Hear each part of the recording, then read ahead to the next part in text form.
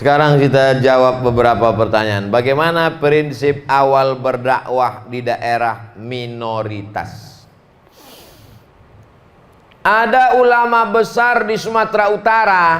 Waktu itu seorang sultan dari kerajaan Langkat namanya Sultan Musa. Sultan Musa ini cinta kepada ulama.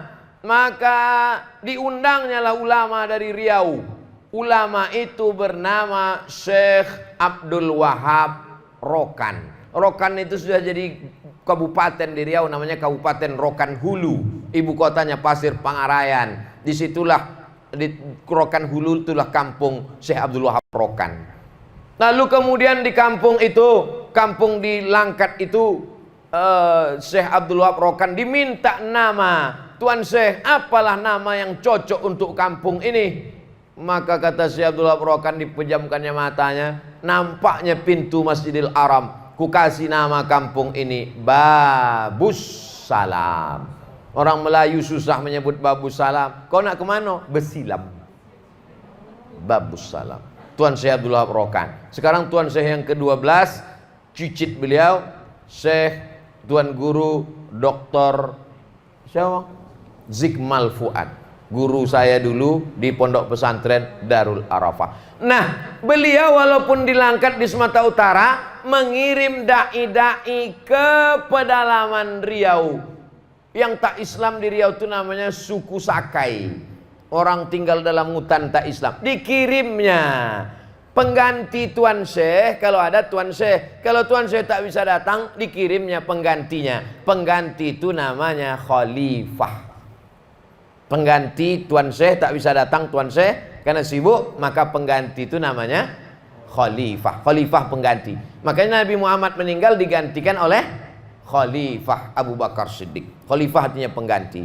Maka digantikanlah oleh khalifah di sana. Masuklah khalifah itu ke dalam hutan untuk berdakwah. Bagaimana mursyid tarekat Naqsabandiyah berdakwah ke suku Sakai? Bukan dicabutnya pedang, masuk Islam kalian. Kalau tak Islam, ku pancung kepala kalian. Tak begitu cara mereka. Masuklah khalifah ke dalam suku Sakai. Lalu kemudian apa kata dia? Tuan Syekh, Tuan Khalifah, singgahlah ke pondok kami, kata orang Sakai. Sakai ini bahasanya bahasa Melayu juga. Mereka Melayu tua. Tuan Khalifah, singgahlah ke pondok kami. Apa kata Tuan Khalifah? Aku mau singgah, tapi anjing kalian tambatkan dulu. Anjing mereka lalu lalang naik turun. Akhirnya ditambatkannya anjing. Begitu cara mereka, tak menyinggung perasaan. Sampai akhirnya banyaklah orang Sakai yang masuk Islam. Lalu kemudian batin-batin, kepala suku Sakai itu namanya batin-batin, merasa terganggu stabilitas keamanan nasional Sakai. Ini suku kita akan musnah nanti kalau semua masuk Islam. Akhirnya ditantang mereka lah khalifah tadi. Datanglah batinnya membawa perang panjang. Khalifah, aku mau masuk Islam, tapi dengan syarat kau sunat aku. Kalau bisa kau sunat aku masuk Islam aku. Oh, biasanya mereka ini kebal, ditantangnya khalifah Syekh Abdul Wahab Rokan. Kalau bisa kau sunat aku masuk Islam aku. Datang kata khalifah, dipanggilnya muridnya. Muridku sini, kalau untuk menyunat kau ini tak perlu aku, cukup muridku aja.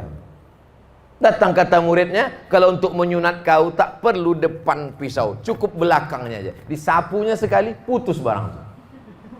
Itulah asal muasal masuk Islamnya suku Sakai. Ditulis cerita itu dalam sebuah buku yang ditulis oleh UU Hamidi, budayawan Riau, dicetak di Pustaka UIR Press Universitas Islam Riau. Judulnya Kontribusi Tarekat Naqsabandiyah dalam mengislamkan suku primitif suku Sakai. Jadi orang Sakai hampir semua sudah masuk Islam, ada sebagian yang tidak. Jadi mereka masuk Islam itu dengan cara yang lembut, dengan cara yang santun. Dukun-dukun, bomoh-bomoh tergantikan profesinya dengan tuan mursyid, tuan khalifah dan mursyidin. Jadi menarik bagaimana pengislaman suku oleh tarekat Naqsabandiyah. Sesudah suku terasing tadi masuk Islam ke masjid, datanglah orang sekarang membid'ahkan tarekat.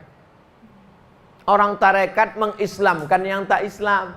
Orang sekarang membid'ahkan, mengkafirkan pula tarekat. Betapa malunya kita dengan para tuan-tuan guru yang mengislamkan masyarakat tertinggal minoritas. Mahasiswa-mahasiswa, adik-adik, saya ingin ajak kalian, mahasiswa UIN, mahasiswa UIR, mahasiswa USU, mahasiswa WISU, mahasiswa Universitas Muhammadiyah, coba bangkitkan lagi khazanah bagaimana proses pengislaman suku terasing, termasuk kontribusi Al-Wasliyah dalam mengislamkan suku terasing yang ada di Provinsi Sumatera Utara. Ustadz, antara witir dan tahajud yang lebih baik dikerjakan yang mana Pak Ustadz? Karena ada salah satu Ustadz bahwa witir yang dilakukan itu sampai 11 rakaat, tahajudnya 8. Habis tahajud 8, 2 rakaat, 1 salam, 2 rakaat, 1 salam, 2 rakaat, 1 salam, 2 rakaat, 1 salam. Habis itu baru witirnya 3. Witirnya 3 caranya bisa 2 cara. Cara yang pertama 2 rakaat, habis itu 1 rakaat. Habis itu bisa juga dibuat witir 3 rakaat, 1 salam, tidak pakai tasyahud awal supaya tak sama dengan sholat maghrib, sholat fardu. Ada riwayat menyebutkan witir 11 rakaat. Witir 1 rakaat paling sedikit, 3 rakaat, 5 rakaat, 7 rakaat, 9 rakaat, dan 11 rakaat. Kalau ada hadis yang menyebutkan Nabi sholat 13 rakaat, dimasukkan qobliyah subuh. 11 rakaat tambah qobliyah subuh 2 berarti 13 rakaat. Hadis riwayat Aisyah, makana Rasulullah SAW yazidu fi Ramadan wala fi ghairi Ramadan. Tak pernah Nabi menambah lebih dari 11 rakaat. Kalau ada yang menyebut 13 rakaat, berarti dimasukkannya qobliyah subuh. Yang afdal adalah tahajud. Mana dalilnya tahajud afdal? Wa minal laili, dari sebagian malam, fatahajjad, bertahajudlah. Nafilah talak sebagai amal tambahan. Amal pokoknya mana? Subuh, zuhur, asar, maghrib, isya. Amal tambahannya inilah tahajud malam. Asa rabbuka ayyab'asaka rabbuka maqamam mahmuda. Mudah-mudahan diletakkan Allah di tempat yang terpuji. Witir Pak Ustadz, witir juga baik. Innallaha watir, Allah maha ganjil. Yuhibbul witra, Allah suka kepada yang ganjil-ganjil. Itulah dia sholat witir. Kita pun buka puasa, bilangan kurmanya ganjil. Kau udah buka puasa? Udah. Berapa kurmanya? 3 kaleng. 3 biji, bukan 3 kaleng. Ustadz, apa hukumnya apabila saya membaca Quran melalui HP? Dikalau saya maaf lagi halangan. Perempuan yang berhalangan tak boleh membawa Quran, tak boleh memegang Quran. Kalau di handphone Pak Ustadz, Qurannya tak dipegang, maka boleh dia tengok handphone, dia baca. Perempuan yang hafal Quran, mengulang hafalannya dalam hati, maka dia tengok tulisannya. Quran, apa nama aplikasinya? Nama aplikasinya Qoro'a. Cara mendownloadnya Pak Ustadz, buka Play Store. Setelah itu tulis di situ Qur'aa. Qur'aa. Namanya Qoro'a. Yang punya ini jamaah kita. Qoro'a, belajar Quran dan ibadah. Aplikasi ini bagus. Dengan Qoro'a ini kita bisa mendengarkan bacaan hafalan kita. Kalau salah dikasih taunya. Nama handphonenya smartphone. Handphonenya cerdas. Yang punya tak cerdas. Smartphone. Jadi kalau kita salah dikasih taunya. Kau salah, kau salah, kau salah, kata dia. Nah, namanya Qoro'a. Dan ada di situ Quran. Lalu dibuka. Bisa juga Quran digital. Nah, ditengok Quran, baca. Jadi kalau ada Quran di handphone kita Pak Ustadz, boleh kita bawa handphone ini masuk WC? Boleh. Tapi padamkan dulu. Pas gelap tuh baru masuk WC. Jangan pas terang nampak, ya ayyuhallazina amanu. Nggak boleh. Padam dia, gelap, baru masuk ke dalam WC. Mana boleh Pak Ustadz? Boleh, karena dia mati. Sama juga macam kepala kita ini. Kan ada di Qul Huwallah di dalam kan? Qul Huwallah, Qul ya ayyuhal kafirun, kan ada. Waktu kita masuk WC kita tinggalkan otak ini di pintu, kan tidak? Kalau ada orang melarang membawa handphone yang ada Qurannya masuk WC, tak usah marah-marah, suruh dia nanti pas masuk WC kau tinggalkan otak kau di pintu. Karena walaupun tak 30 juz, insyaallah juz 30 kan ada juga di situ. Yang tak boleh itu berbunyi dia. Berbunyi dalam WC itu. Baru tak boleh. Itu makanya jangan sampai nada panggil, nada dering ayat. Bismillahirrahmanirrahim. Iya perlu pas di ruang tamu. Pas di WC. Berbunyi ayat Quran dalam WC. Berdosa kita. Tak boleh nada panggil itu ayat Quran. Kenapa? Putus. Bismillahir. Halo? Putus. Berubah maknanya. Nah ini semua adalah pelajaran bermakna.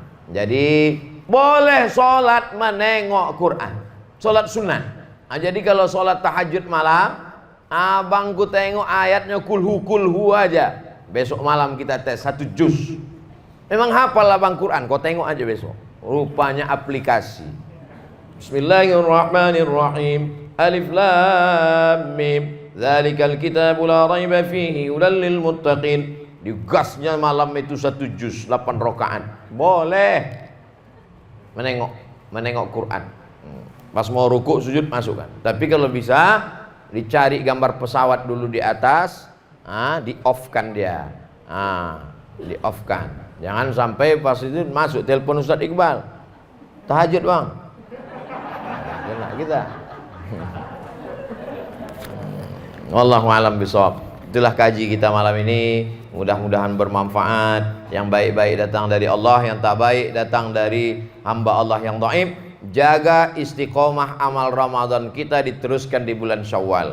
Tetap bangun malam tahajud, tetap bangun malam berzikir, tetap puasa sunat bulan Syawal. Mudah-mudahan kita istiqomah iman dan Islam. Ala hazihin niyah. Al-Fatihah. A'udzubillahi minasyaitonirrajim. Bismillahirrahmanirrahim. Alhamdulillahi rabbil alamin. Arrahmanirrahim. Maliki yaumiddin. Iyyaka na'budu wa iyyaka nasta'in. Ihdinas siratal mustaqim. Siratal ladzina an'amta 'alaihim ghairil maghdubi 'alaihim waladdallin. Amin. Allahumma inna nas'aluka salamatan fid din wa afiyatan fil jasad wa ziyadatan fil ilmi wa barakatan fil rizqi wa taubatan qabla al-maut wa rahmatan indal maut wa maghfiratan ba'dal maut. Allahumma hawwin alaina fi sakaratil maut wan najata minan nari wal afwa indal hisab. Allahumma anzilir rahmata was salamata wal barakata ala hadhil jamaah wa khususan ala sahibi hadzal bait. Turunkan rahmat keberkahan kepada seluruh jamaah ini, khusus kepada sahibul bait ya Allah. Barik lahu fi umurihi, berikan berkah umur panjang. Barik lahu fi auladihi, berikan berkah anak soleh solihah. Barik lahu fi rizqi, berikan berkah rezeki halalan thayyibah. Allahumma rzuqnal istiqamata ala syariatil gharra wa tariqatil bayda. Berikan kami istiqamah iman dan Islam.